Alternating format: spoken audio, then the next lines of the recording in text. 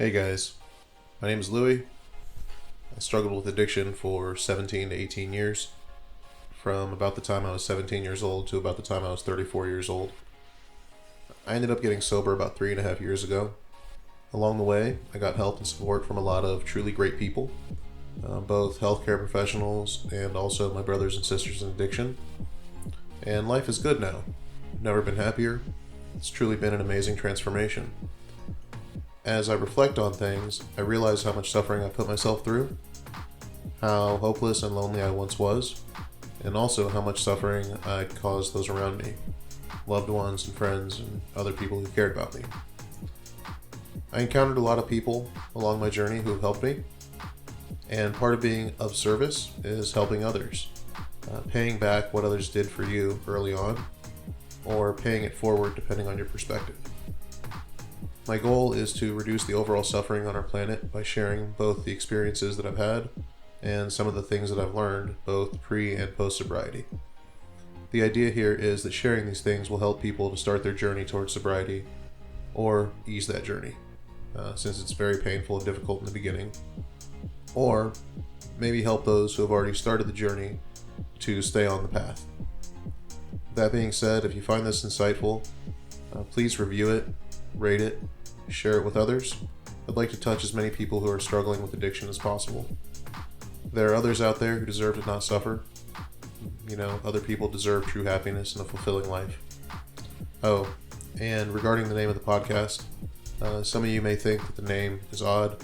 I chose Self-Inflicted Recovery, Redemption, and Life because for me, my addiction was self-inflicted pain. It was a self-inflicted punishment, if you will. And my recovery and redemption were also self-inflicted. I chose how those things happened. I chose the terms on which they happened, as well as the timing. And life was happening the entire time. Alright. So, we left off with my story. I'd been accepted into the IOP program on Thursday. So that's when I did my assessment, and they gave me the rubber seal of approval, the rubber stamp, if you will, that said, Louie is really an addict and needs this. So I had to wait a few days, Friday, Saturday, Sunday, because the program actually started on Monday. Now, when I started IOP on Monday, I knew I wanted it being sobriety, but I wasn't sure it was possible.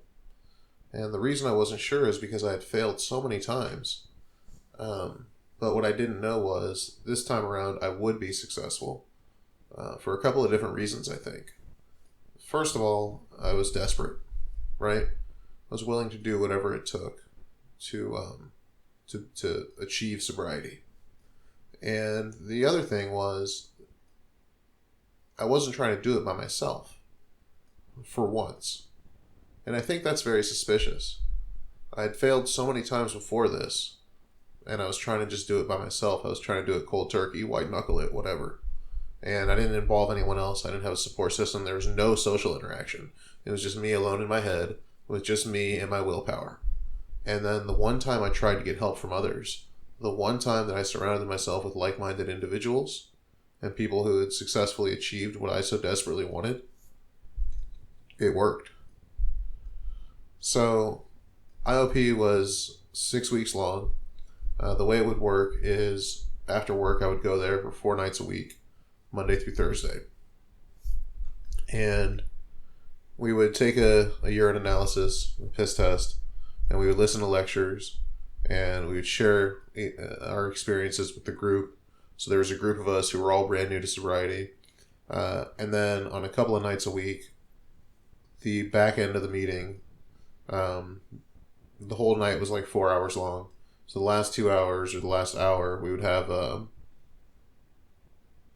people who were more experienced in their sobriety come in and talk with the group and share with the group. We also did things like yoga and qigong and acupuncture. And we had homework assignments along the way.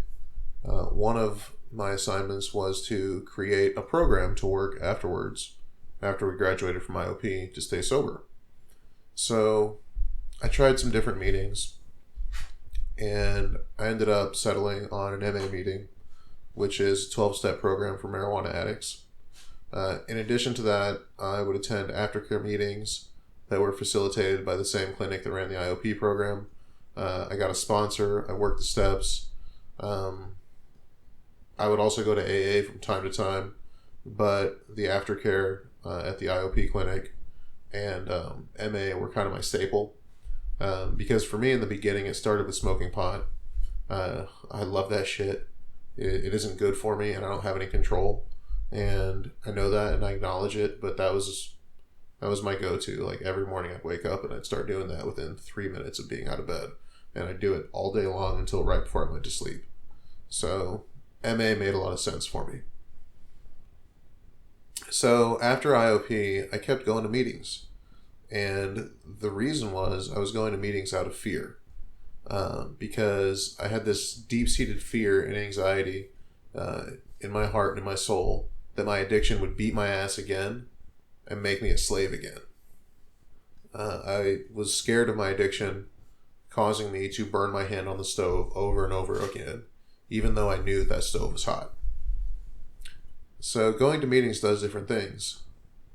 It allows you to help other people, especially those starting or early on in their journey.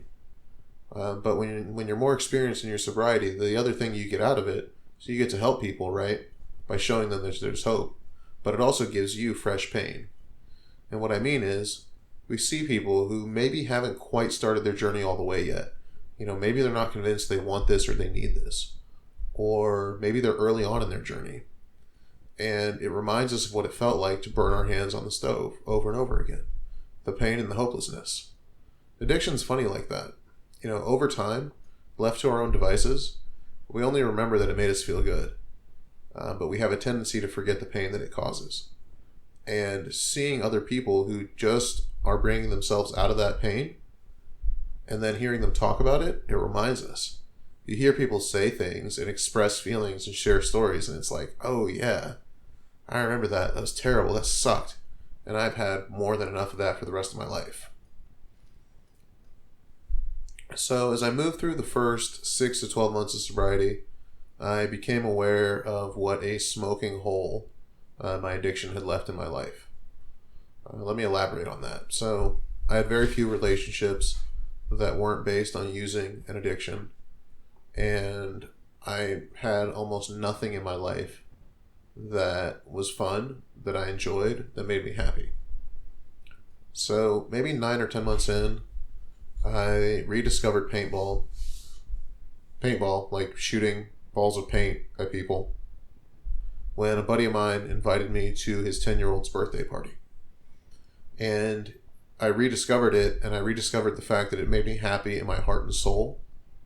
And now, at 37 years old, or 35, 34 years old, I was about 35, I realized that when I sold all my paintball gear all those years ago, I sold it and I used that money to buy a bunch of Coke. What I was doing was, I was trading something that I loved, something that brought me happiness deep down in the cockles of my heart. And what I did was I traded it for addiction, I traded it for crime and violence, and I traded it for pain. That was symbolic of a fork in the road. And I chose to go down the path that caused me more pain. So I keep going to meetings because I'm scared of becoming enslaved again by my addiction. Now I have people in my life who are real friends. These relationships are not dependent on using or our mutual addiction. I play paintball. I love it. I spend time with my wife, my children, my friends, and I don't have to worry about when I get to drink or smoke next. Somewhere between a year and a half into my sobriety, I realized that for a very long time, what I'd been doing was I'd been confusing feeling numb, feeling nothing at all, with happiness. And let me tell you, feeling happy and feeling nothing are not the same thing at all. And it took a while to feel happy again. That part of my brain was burned out from all the addiction. But paintball caused it to fire up again.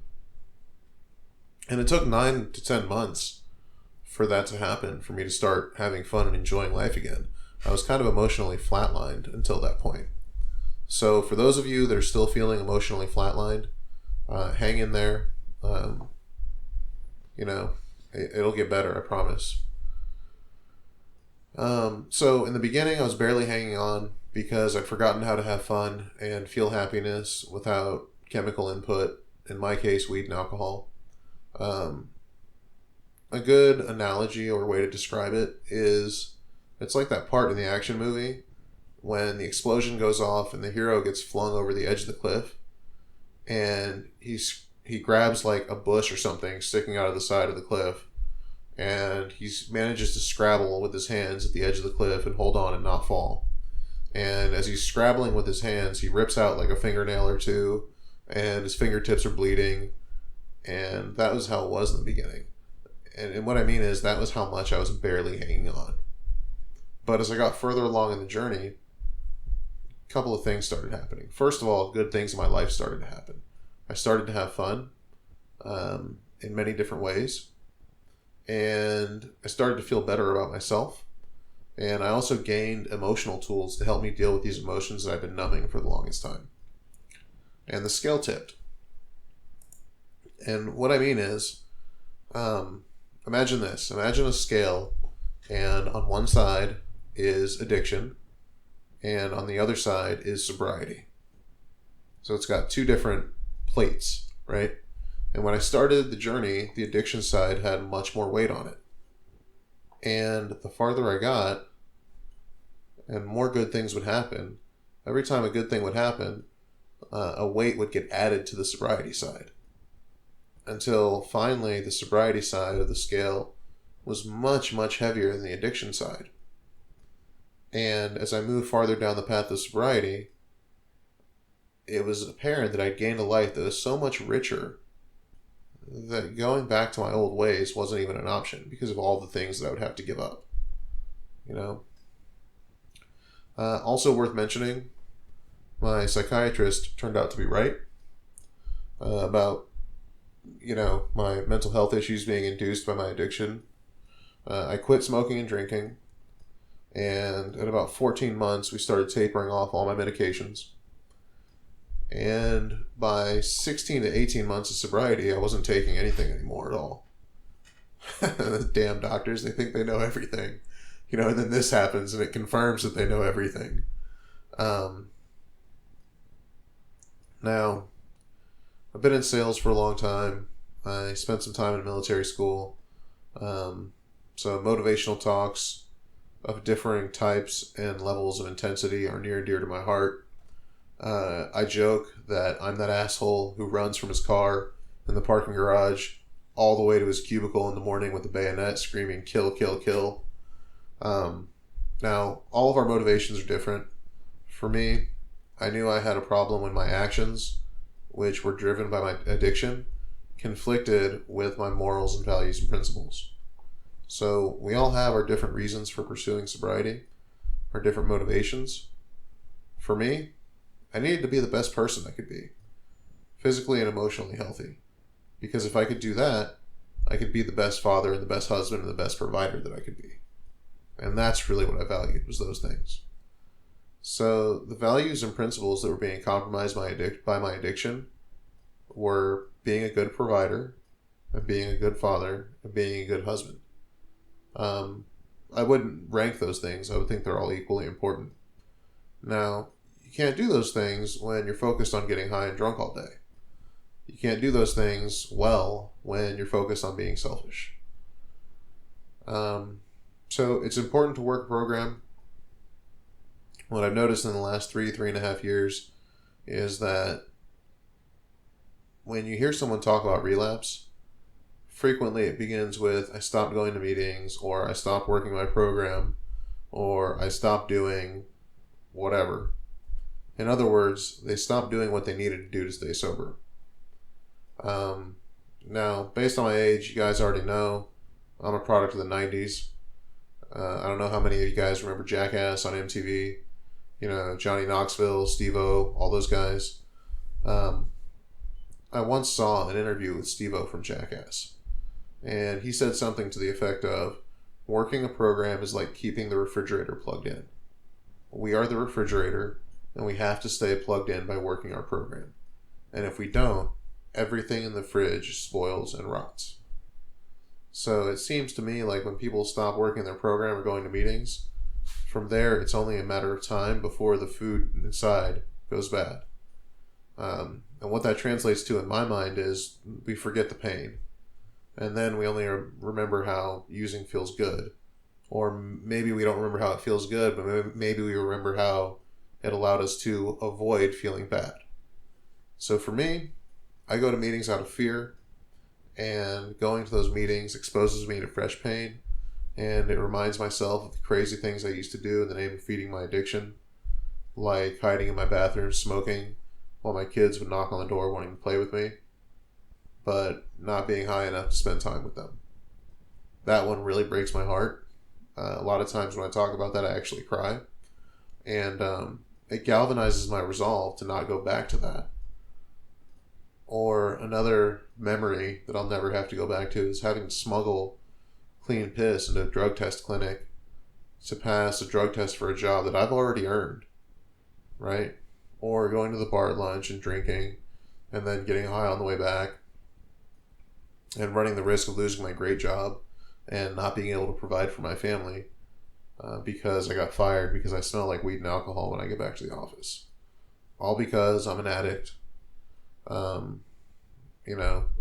There's a million different scenarios that, things aren't that it's not something I'm going to have to worry about anymore. Right? And I knew I shouldn't be doing those things because it wasn't reflective of who I aspired to be, but I had no control. So work your program, remind yourself often of why you want this, what is going to be compromised if you don't, achieve this, and make sure that you connect with and spend time with like-minded individuals who have what you want or are working on attaining what you want. Another thing about going to meetings and sharing is that it also helps others. You don't know when you're going to say something in a meeting or share some experience or share some insight, and that is exactly what someone else in that room needed to hear right at that moment, or vice versa. You never know when someone is going to say something that is exactly what you needed to hear at that moment. So for those of you early on in the journey, and by the way, it never ends, you likely have already figured out this isn't going to be easy. One of the things I did was wrote myself a letter about what I wanted, why I was doing this, what I hoped to gain, and the terrible pain and hopelessness that I felt as a result of my addiction. And also the great things that I'll achieve, the amazing things that will become mine when I become sober. And when I wrote this letter, I was very elaborate and very detailed, so that when I read it, I could truly wallow in the misery and loneliness of being a slave to my addiction, and truly feel the happiness that resulted from the great things that awaited me or had already happened. So you see, in my mind, there's positive and negative motivation, and I wanted to include both of those aspects in this letter. And when the addictive voice started talking to me, because it will talk to me, it still talks to me to this day, and it tries to convince me that things are going to be different this time, or maybe I'm a normal person, or maybe I can just smoke on the weekends, or just smoke once a month or once a half a year or whatever, or I'll start to get cravings or have second thoughts. And that's when I would get the letter out and read it. As time went on, I got stronger. I didn't need the letter anymore, but it was a good lifeline in the beginning. So that brings me to the conclusion of my story. I hope this is helpful in some way, and I wish you all the best in your journey. At this point, I'm happier than I've ever been. My relationship with my wife and my children is amazing. Super fulfilling. Life isn't always perfect, but all the important things are happening, right? So, like I said, I wish you all the best in your journey. None of us deserve to live life in pain. You can do this, and more importantly, you deserve this. So put in the effort, put in the work, make it happen for yourself. Feel free to email me and share questions, ideas, feedback, things you'd like me to talk about, whatever you got. I can be reached at selfinflictedrrl@gmail.com. Again, that is selfinflictedrrl@gmail.com. And, if this was helpful, if this was insightful, please share it with others, rate it, review it.